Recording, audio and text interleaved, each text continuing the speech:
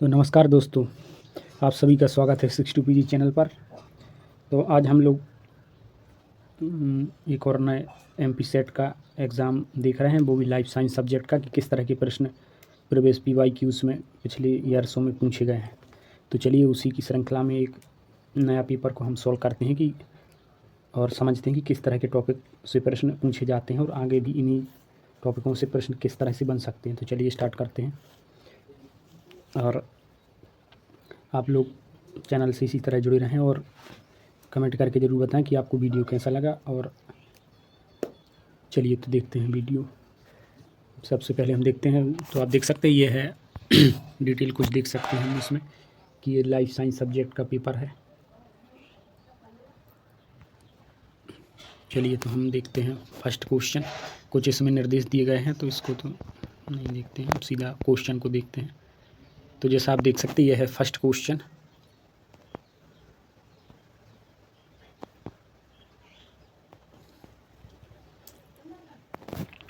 तो जैसा आप देख सकते हैं यह है प्रथम प्रश्न, क्वेश्चन पहला। ये इसमें पूछा गया है किसके परिणाम स्वरूप अगुणित DNA, जिसे इंट्रोडियोलेक्स DNA भी कहते हैं, बनाता है, पुनर्योजन से या परिक्रमण से या रूपांतरण से या विलोपन से। तो अगर इस तरह से हम फर्स्ट क्वेश्चन के आंसर की मत करें तो ये जो फर्स्ट ऑप्शन है आपका पुनर्योजन से, यह इसका करेक्ट ऑप्शन होगा। चलिए इसके बाद हम देखेंगे नेक्स्ट क्वेश्चन। तो नेक्स्ट क्वेश्चन आप देख सकते हैं, नेक्स्ट क्वेश्चन में पूछा गया है कि निम्न में से कौन से आणविक कक्षीय में सबसे अधिक ऊर्जा होती है। तो अगर सेकंड क्वेश्चन इसकी अगर हम करेक्ट ऑप्शन की बात करें तो ये जो आप देख सकते हैं इसमें जो फोर्थ ऑप्शन है यह इसका करेक्ट ऑप्शन है। चलिए इसके बाद हम देखेंगे नेक्स्ट क्वेश्चन। तो जैसा कि आप देख सकते हैं यह है थर्ड क्वेश्चन। थर्ड क्वेश्चन में पूछा गया है कि शुद्ध ड्यूप्लीक्स DNA अणु निम्नलिखित में से किस रूप में नहीं रह सकता है। रैखिक व अतिकुंडलीकरण या परिवक्र व शिथिल या फिर परिवक्र व अतिकुंडलीकरण। तो इस तरह से अगर हम थर्ड प्रश्न के करेक्ट ऑप्शन की बात करें तो जो इसका रैखिक व अतिकुंडलीकरण ऑप्शन सेकंड है, यह इसका करेक्ट ऑप्शन होगा। चलिए इसके बाद हम देखेंगे नेक्स्ट क्वेश्चन। तो यह फोर्थ नंबर क्वेश्चन। इसमें पूछा गया है कि DEAE क्लोज तथा CM क्लोज रेजिन किसके पृथक्करण हेतु इस्तेमाल किए जाते हैं। फर्स्ट ऑप्शन है इसका वसा के लिए, सेकंड ऑप्शन शर्करा के लिए, या प्रोटीन तथा न्यूक्लिक अम्ल के लिए, या वसा तथा न्यूक्लिक अम्ल के लिए। तो अगर हम फोर्थ ऑप्शन के करेक्ट ऑप्शन की बात करें फोर्थ क्वेश्चन के, तो इसका जो प्रोटीन तथा न्यूक्लिक अम्ल के लिए इसका प्रयोग इस्तेमाल किया जाता है। चलिए नेक्स्ट क्वेश्चन देखते हैं, 5 नंबर क्वेश्चन। तो आप देख सकते हैं यह 5 नंबर क्वेश्चन। इसमें पूछा गया है कि फ्यूजन अभिकर्मक तैयार करने को प्रयोग किया जाता है, एसिड फॉक्सीन या फिर बेसिक फॉक्सीन या फिर हेमोटॉक्सिलिन या फिर आइसिन। तो अगर 5 नंबर क्वेश्चन के करेक्ट ऑप्शन की बात करें तो जो इसका सेकंड ऑप्शन है basic fuchsin, the correct option of 5 number question. Next question 6 number question. तो आप देख सकते हैं यह है 6 नंबर क्वेश्चन। इसमें पूछा गया है कि कोशिका का आधार निर्भर करता है कार्य पर, स्थान पर, या मध्य पर, या फिर माप पर। तो अगर हम 6 नंबर क्वेश्चन की करेक्ट ऑप्शन की बात करें तो इसका जो करेक्ट ऑप्शन होगा वो फर्स्ट ऑप्शन होगा, कार्य पर निर्भर करता है। चलिए इसके बाद हम नेक्स्ट क्वेश्चन देखेंगे, 7 नंबर क्वेश्चन। 7 नंबर क्वेश्चन में पूछा गया है कि जीव द्रव्य नाम दिया। तो जीव द्रव्य नाम किसने दिया है इसके बारे में आपको बताना। तो जिसमें ऑप्शन देखते हैं कोर्टी ने, पुरकिंजे ने, या फिर बॉन मोहल ने, या फिर प्रसाद ने। तो अगर हम इस तरह से 7 नंबर क्वेश्चन के करेक्ट ऑप्शन की बात करें तो जो इसमें पुरकिंजे है यह इसका करेक्ट ऑप्शन है, सेकंड ऑप्शन। चलिए इसके बाद नेक्स्ट क्वेश्चन 8 नंबर क्वेश्चन। तो जैसा कि आप देख सकते हैं यह 8 नंबर क्वेश्चन। इसमें पूछा गया है कि सोलेनोइड तथा सुपर सोलेनोइड व्यवस्था पाई जाती है? पेशी तंतुओं में, उपस्थायी तंतुओं में, या क्रोमोटिन तंतुओं में, या फिर तंत्रिका तंतुओं में? तो इस तरह से अगर हम 8 नंबर क्वेश्चन के करेक्ट ऑप्शन की बात करें तो इसका जो करेक्ट ऑप्शन होगा वो क्रोमैटिन तंतुओं में, थर्ड ऑप्शन इसका करेक्ट ऑप्शन होगा। चलिए इसके बाद हम देखेंगे 9 नंबर क्वेश्चन। तो जैसा कि आप देख सकते हैं, यह 9 नंबर क्वेश्चन, इसमें पूछा गया है कि most stable kind of RNA is, सबसे स्थायी आरएनए कौन सा है? mRNA, या फिर tRNA, या फिर rRNA, या फिर snRNA? तो अगर इसमें हम 9 नंबर क्वेश्चन में अगर हम करेक्ट ऑप्शन की बात करें तो जो इसका rRNA है, यह इसका करेक्ट ऑप्शन है, थर्ड ऑप्शन। चलिए इसके बाद हम देखेंगे 10वां प्रश्न। 10वें प्रश्न में पूछा गया है कि किसकी सहायता से प्रोकैरियोट्स और यूकेरियोट्स में प्रोटीन संश्लेषण में सलगन राइबोसोम का 2 सहायिकाओं में पृथक्करण होता है? तो अगर इस तरह से 10वें नंबर प्रश्न का अगर हम करेक्ट ऑप्शन की बात करें तो जो इसमें फर्स्ट ऑप्शन है, यह इसका करेक्ट ऑप्शन है।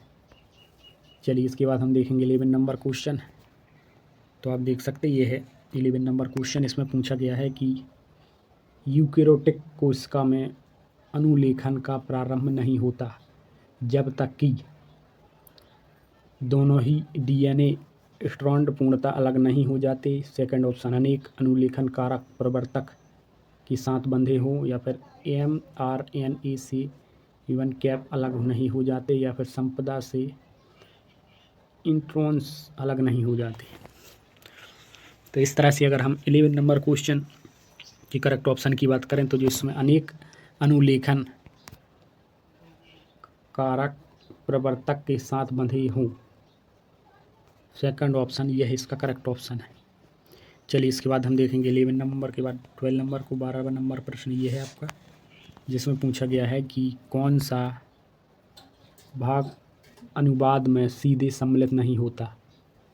mRNA, DNA, राइबोसोम, या फिर tRNA?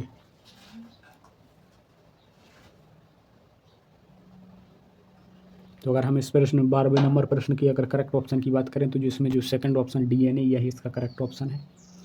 चलिए इसके बाद हम देखेंगे नेक्स्ट क्वेश्चन। तो आप देख सकते हैं, यह है 13वें नंबर का प्रश्न। इसमें पूछा गया है कि which of the following is first to break the proper sequence, निम्न में से कौन सबसे पहले नियमित श्रृंखला को तोड़ रहा है? ऑप्शन, ग्राही, सिनेप्स, या प्रेरक तंत्रिक एक, या फिर संवेदी तंत्री एक? तो अगर इस तरह से देखें तो न्यूरॉन से संबंधित प्रश्न है ये। तो 13 नंबर प्रश्न का जो करेक्ट ऑप्शन होगा वो सिनेप्स, द करेक्ट ऑप्शन है 13 नंबर क्वेश्चन। नेक्स्ट क्वेश्चन, जीवों के मध्य रासायनिक संकेत एक दूसरे को खालिस, यानी कि ऑप्शन बताना है इसमें कि क्या करते, जानकारी आदान प्रदान करने हेतु, कार्य की को नियंत्रित करने या जगह के लिए भरने हेतु, या फिर सुरक्षा व साथ रहने हेतु? तो इसकी अगर हम करेक्ट आंसर की बात करें तो जो फर्स्ट ऑप्शन है, जानकारी आदान प्रदान करने हेतु, यह इसका करेक्ट ऑप्शन है। चलिए इसके बाद 15 नंबर प्रश्न की बात करेंगे। तो इसमें आप देख सकते हैं, इसमें पूछा गया है कि which type of phyllotaxy is present in case of grasses, घास में निम्नलिखित में से कौन सा पर्ण विन्यास पाया जाता है? द्विपंकित, त्रिपंकित, पंचपंकित, या फिर क्रॉसिक सम्मुख? तो इस तरह से अगर हम इस प्रश्न के करेक्ट ऑप्शन की बात करें तो इसमें 2 पंकित, यह इसका सही ऑप्शन होगा। चलिए इसके बाद नेक्स्ट क्वेश्चन की बात करते हैं। तो ये है 16 नंबर क्वेश्चन, जिसमें कि पूछा गया है, देख सकते हैं आप कि एंटीरायनम में जीन का कौन सा म्यूटेंट अरेबिडोप्सिस के एजी म्यूटेंट्स के समान होता है, जो पुरुष के तीसरे और चौथे वक्र चक्र को प्रभावित करता है? प्लेना, ग्लोबोसा या डेफिशिएंस या फिर सेफालोइडिया। तो अगर इस तरह से हम 16 नंबर प्रश्न की करेक्ट ऑप्शन की बात करें तो जो प्लेना है इसका फर्स्ट ऑप्शन, यह है इसका करेक्ट ऑप्शन है। चलिए इसके बाद हम देखेंगे नेक्स्ट क्वेश्चन 17 नंबर प्रश्न। इस प्रश्न में आप देख सकते हैं, इसमें पूछा गया है कि उद विकास के आधार पर स्थानीयों की ऑक्सिक्स का उद्रोनोटाइड्स प्रोसेस है। तो अगर हम इसमें ऑप्शन की बात करें तो फर्स्ट ऑप्शन आप देख सकते हैं एक्सिस कसूरक की पसली या फिर सेंड्रोम एटलस कोसुरू का या फिर न्यूरल स्पाइन ऑक्सिस का या फिर संद्रण ऑक्सिस कसूरुका का। तो अगर इस तरह से हम इस प्रश्न के करेक्ट ऑप्शन की बात करें तो इसका जो सेंट्रम एटलस कोसुरुका का, यह इसका करेक्ट ऑप्शन है, सेकंड ऑप्शन। चलिए इसके बाद हम देखेंगे 18 नंबर प्रश्न, जिसमें भी पूछा गया है कि टीलोलेथिस सीथल अंडों के बारे में निम्नलिखित में से कौन सा वाक्य सत्य है। तो टेलियोलेथस एग्स के बारे में पूछा गया है इधर। तो इसमें अधिक मात्रा में पितक वेजिटेब ध्रुव की ओर, अधिक मात्रा में पितक एनसेल ध्रुव की ओर, या बहुत छोटे होते हैं या इनमें पितक की मात्रा काफ़ी कम होती है। तो अगर इस तरह से 18 नंबर प्रश्न की हम बात करें तो अधिक मात्रा में पितक वेजिटेटिव ध्रुव की ओर। तो इस तरह से हम इसमें देखें तो इसमें जो आपका फर्स्ट ऑप्शन है, यह इसका करेक्ट ऑप्शन है। यह चलिए इसके बाद हम देखेंगे 19 नंबर प्रश्न। तो जैसा कि आप देख सकते हैं यह 19 नंबर प्रश्न, इसमें पूछा गया है कि मसाल पौधे में श्वसन गुणांक कितना होता है।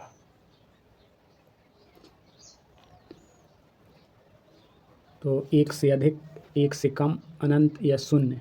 तो अगर इस तरह से हम देखें तो ये वाला क्वेश्चन में जो चारों ऑप्शन है, चारों के चारों ऑप्शन गलत हैं, इसलिए इस प्रश्न को आयोग ने गलत माना और इसको अपने क्वेश्चन सीट से इस प्रश्न को हटा दिया है। तो इस तरह से इसका हम ये वाला प्रश्न आयोग ने गलत माना। चलिए हम 20 नंबर क्वेश्चन देखेंगे। तो यह है 20 नंबर क्वेश्चन, जिसमें कि पूछा गया है कि निम्न में से कौन EMP मार्ग तथा क्रोब्स चक्र के बीच की कड़ी होता है। पाइरुविक एसिड या एसिटिल कोएंजाइम ए या फिर फॉस्फोइनोल पाइरुवेट या फिर राइबोलोज बाइफोस्फेट। तो इस तरह से अगर हम 20 नंबर क्वेश्चन के करेक्ट ऑप्शन की बात करें तो जो इसका एसिटिल कोएंजाइम ए, यह इसका करेक्ट ऑप्शन है, ऑप्शन नंबर सेकंड। चलिए इसके बाद हम नेक्स्ट प्रश्न देखेंगे 21 नंबर क्वेश्चन, जिसमें कि पूछा गया है कि कोरोटिनोइड्स निम्न में से किसका प्रकार है। टर्पिनोइड या ग्लाइकोलिपिड या फिर फास्फोलिपिड या फिर प्रोटीन। तो इस तरह से 21 नंबर क्वेश्चन की अगर हम करेक्ट ऑप्शन की बात करें तो इसका जो करेक्ट ऑप्शन होगा वो इसका terpenoid, first question option correct होगा। चलिए इसके बाद हम देखेंगे 22 नंबर क्वेश्चन।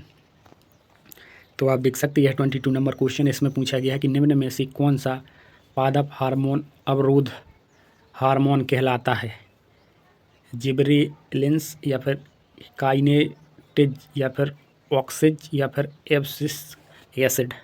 तो 22 नंबर क्वेश्चन की अगर हम करेक्ट ऑप्शन की बात करें तो जिसमें एब्सिसिक एसिड 4 नंबर ऑप्शन, यह है इसका करेक्ट ऑप्शन है। चलिए इसके बाद हम देखेंगे 23 नंबर क्वेश्चन। तो आप देख सकते हैं यह 23 नंबर क्वेश्चन, इसमें पूछा गया है कि सबसे लंबी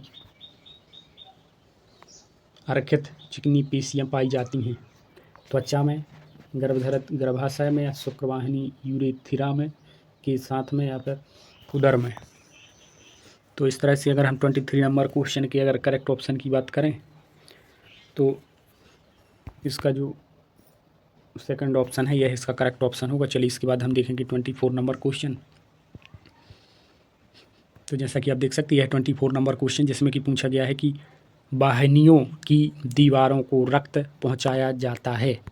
तो वाहिनियों की दीवारों में जो है रक्त कैसे पहुंचाया जाता है, यह प्रश्न पूछा गया है, जिसमें ऑप्शन आप देख सकते हैं, कोराइड प्लेक्सस या फिर पॉन्स बोरोलाई या कोरासिरिबाई या फिर बसा बेसुरम। तो इस तरह से अगर 24 नंबर क्वेश्चन के करेक्ट ऑप्शन की बात करें तो जो बसा बोरोरम ये 4th ऑप्शन है, यह इसका करेक्ट ऑप्शन है। चलिए नेक्स्ट क्वेश्चन देखेंगे 25 नंबर क्वेश्चन। तो आप देख सकते हैं 25 नंबर क्वेश्चन में पूछा गया है कि टिड्डी दल की लंबी उड़ान का उत्प्रेरक है। तो टिड्डी दल लंबी उड़ान क्यों भरता है, इसके क्या प्रेरक है?